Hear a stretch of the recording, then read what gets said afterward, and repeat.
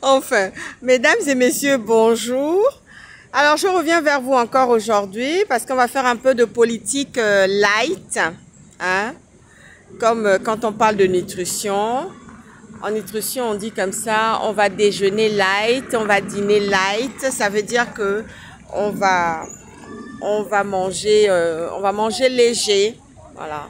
On va faire un peu de politique générale, hein, pour notre pays, franchement. Et je vais répondre aussi un peu aux internautes qui m'ont écrit, qui m'ont envoyé, qui m'ont souhaité des joyeux anniversaires.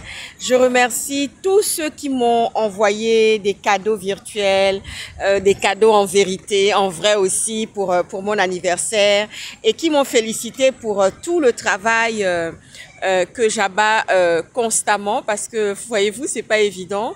Et d'autres m'ont demandé comment je faisais pour pouvoir être sur plusieurs théâtres, plusieurs terrains. Et je vous donnerai ma recette la prochaine fois. Ne vous inquiétez pas. Je suis hyper active. Voilà. Je suis hyper active. Donc, moi, c'est l'hyperactivité. Depuis que je suis toute petite, hein, je suis comme ça.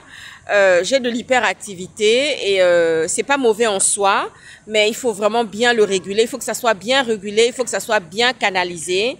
Alors, je ferme la parenthèse et je veux dire merci à tous ceux qui m'ont envoyé des messages.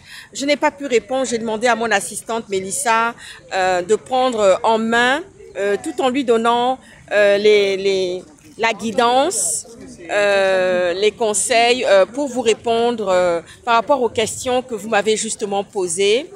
Et il y a eu deux internautes justement qui m'ont posé une question du côté de Boston. Quand on était à Boston, quand j'étais à Boston, je suis partie à Boston pour faire un sondage par rapport au parti pur de Monsieur Jonas Mulenda. Et on m'avait donné, comment dire ça, un périmètre où je pouvais justement rencontrer des Gabonais qui sont intéressés par le changement au Gabon, par la politique gabonaise. Comme vous le savez, nous avons eu une libération le 30 août 2023. Et aujourd'hui, nous avons, ça fait 1 an jour pour jour, nous avons fait les commémorations de cette libération ce 30 août 2024.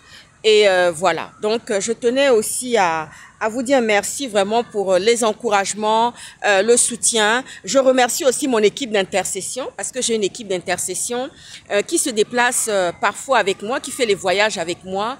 Nous partons couverts, nous partons avec la grâce et la puissance de Dieu dans certaines missions. Moi, je suis croyante, j'ai la foi. Mes parents ont cru en moi, voyez-vous. Mes grands-parents ont cru en moi. Ils ont cru en ma destinée. Et moi, je vous exhorte aussi à croire en votre destinée, en votre destin. Ne doutez pas.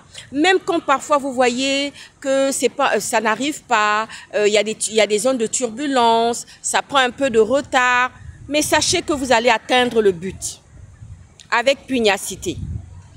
Ça ne viendra pas tout seul. Ça, c'est certain que le destin, un destin radieux, comme les grands hommes qu'on a connus, les Martin Luther King, pardon, les Barack Obama, ce sont des gens qui se sont beaucoup battus, énormément. Ils sont partis d'en bas pour atteindre le sommet. Donc, je tenais encore à vous encourager aujourd'hui, franchement, à croire en vos rêves, à croire à votre destinée. Vous pouvez croire en votre destinée et à vos rêves. Ne doutez pas. C'est vrai que c'est pas facile, croyez-moi. Vous savez, il y a des gens qui me demandent, oulala, mais il y a 2 questions qui m'ont été posées. Je vais répondre à la première. Il y a une Gabonaise de Boston qui m'a demandé, mais est-ce que votre personnalité ne vous empêche pas de vous marier? Non. Parce que avoir de la personnalité ne veut pas dire manquer de respect à son mari. Pas du tout. Avoir de la personnalité et du caractère ne veut pas dire que tu vas aller plier les poings avec ton mari et manquer de respect à ta belle famille. Non, ça ne veut pas dire ça.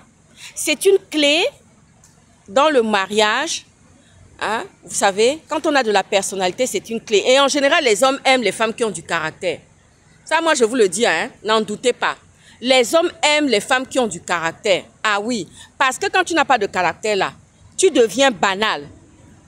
Tu vois, non, tu deviens banal. Ton mari rentre du travail, tu es toujours dans la même tenue.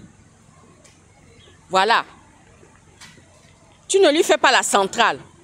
Si ça se trouve, celle qui est dehors là-bas, la maîtresse qui est dehors là-bas, la tisa là, comme ils adorent raconter les histoires, les petites histoires dormir debout là, dans les vidéos. Si ça se trouve, la tisa, quand il va la voir, c'est un baiser devant la bouche. Et en général, les tisas, elles ont toujours le temps. Les tisas, elles ont toujours le temps. Elles ont le temps de faire leur make-up, d'abord de faire leurs soins, ensuite de se mettre les make-up et d'aller faire tous les magasins du pays ou de la ville pour pouvoir se préparer et se mettre chicos dans la belle jolie petite robe, les beaux petits sous-vêtements pour pouvoir recevoir le mari de quelqu'un dans son lit. Vous voyez ce que je veux vous dire, non? Enfin, bref. Permettez-moi de rigoler. Donc, un homme qui a une femme qui a de la personnalité, qui a du caractère, qui prend soin d'elle au quotidien et qui prend soin de son mari, mais ça ne coûte rien quand ton mari vient comme ça. Tu lui fais la centrale. Mon chéri, tu as passé une très bonne journée. Ça va, ça a été. Tu lui des choses, tu lui enlèves même les lacets de ses chaussures. Voilà. Et s'il te dit qu'il est fatigué, prends une petite bassine avec de l'eau tiède et un peu de sel. Tu mets ses pieds, tu trempes ses pieds dedans. Tu trempes ses pieds dedans. Mon chéri, délace-toi. Qu'est-ce que tu veux boire? Je te sers quoi? J'ai fait à manger, j'ai préparé ça. Tu commences à lui faire, tu commences à lui citer le menu. Vous voyez, non?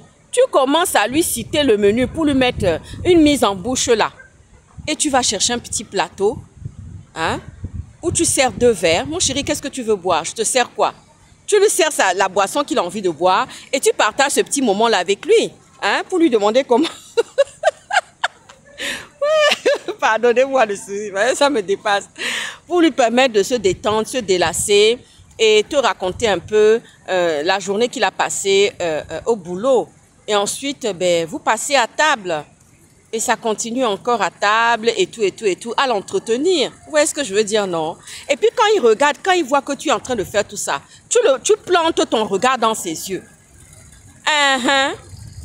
Tu plantes ton regard là, dans ses yeux. Et non. Bon, allez, on va cesser de rigoler là maintenant. Et on revient. Je ferme la parenthèse. Voilà. Et on revient maintenant un peu à la politique générale. Le week-end, le 14 septembre, nous avons fait la rentrée. Il y a eu la rentrée de Jonas Mulenda du Parti Pur. Un très beau timing qui s'est déroulé à Paris, pas loin de la Tour Eiffel. Un très beau moment. Et où les gens se sont égayés, ils se sont vraiment régalés. On a vu de très belles têtes couronnées qui ont défilé devant le micro. Et c'était impressionnant de voir comment Monsieur Jonas Mulenda, coucou ma chérie, tu vas bien? Comment, ça c'est une sœur en Christ qui est en train de justement passer. Sois bénie ma sœur. Et en tout cas, je suis fière de toi. Donc voilà. Et donc, c'est pour dire que franchement... voyez, bon, quand on est connu, c'est comme ça. Et donc, donc ça a été un très beau moment, vraiment, avec le Parti Pur, avec tous ceux qui sont venus à cette invitation. Monsieur Jonas Mulenda, président du Parti Pur, s'est exprimé et a donné justement la ligne générale. Hein. Je crois qu'il a donné... les défis, les enjeux qu'il faudra justement aborder. Alors, je tenais aussi à en parler avec vous, justement, à vous dire quelque chose que vous ne connaissez pas. Vous savez, il y a beaucoup de Gabonais qui ne connaissent pas le budget alloué au fonctionnement de l'État gabonais. Il y a beaucoup de Gabonais qui ne le savent pas. Et vous savez pourquoi beaucoup de dictateurs s'enrichissent? C'est parce que tout simplement, les populations ne réclament pas. Voilà, ils vont voter, il y a une élection qui se déroule, les gens battent le pavé, celui qui a gagné cette mandature gagne la mandature, ensuite, rien ne se passe. Rien ne se passe. C'est de l'ignorance. C'est tout simplement de l'ignorance. Parce que les gens ne le savent pas.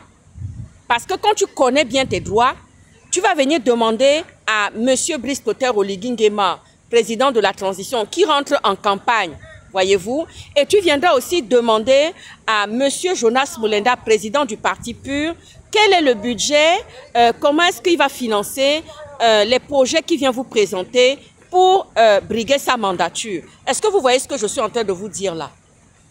C'est à cause de ça que les dictateurs s'enrichissent. Dans les pays démocratiques, les pays de démocratie occidentale, quand les gens font une campagne électorale avec un projet, on fait déjà le calcul. Ils prennent la calculette. Voyez-vous? Moi, quand j'ai été femme politique, vous savez, tous les projets que j'avais engagés, j'avais déjà la calculette. Ah oui, j'avais déjà fait un tour d'horizon par rapport à ce que je voulais donner à ceux qui étaient mes sujets, ceux qui m'ont élu. Ah oui, j'avais ma calculette. Je disais, je veux ça, ça, ça, ça, ça pour mes élus. Je faisais les calculs. Combien ça va me coûter ceci?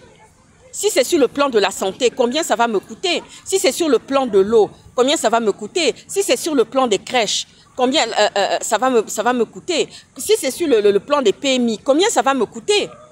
Tout est chiffré dans la vie. Mathématiquement, quand on fait un projet politique pour une élection, une mandature, il y a toujours la calculette qui est là. Il y a des calculs. Donc, je voudrais inviter la population gabonaise à se préoccuper, à rentrer en profondeur et à chercher à savoir leurs droits. Rentrer en profondeur en demandant à Laurent Sondon, Madame la ministre Laurent Sondon, ministre de la Communication, et à M. Brice Clotaire Oligui Nguema, le chiffrage de la pauvreté dans laquelle ils vont vous sortir. Combien ça va coûter? Parce qu'il ne faut pas qu'on vienne vous dire demain, quand vous aurez besoin de quelque chose, ah non, on n'a plus l'argent pour financer ça, on ne peut pas vous donner. Mais vous ne connaissez même pas le budget alloué au bon fonctionnement de votre pays. Ça, vous ne le savez pas. Voyez-vous? Alors moi, c'est la discussion que j'avais à Boston avec ces Gabonais-là. Justement, la deuxième question que le Gabonais, c'était un homme qui m'avait posé une deuxième question. Je vais répondre à la fin de ma vidéo. C'était pour dire comme ça que si vous ne savez pas les montants alloués pour tout ce qui est affecté comme projet, c'est bien dommage. Mais je sais que c'est une question d'ignorance. Là, ce n'est même pas une question d'intellectuel, soi-disant, ou demi-lettré, mais c'est tout simplement de l'ignorance. Et prenez maintenant le temps de chercher à savoir cela. C'est pour ça que je disais aujourd'hui que ma vidéo était une vidéo light, léger. Voyez-vous?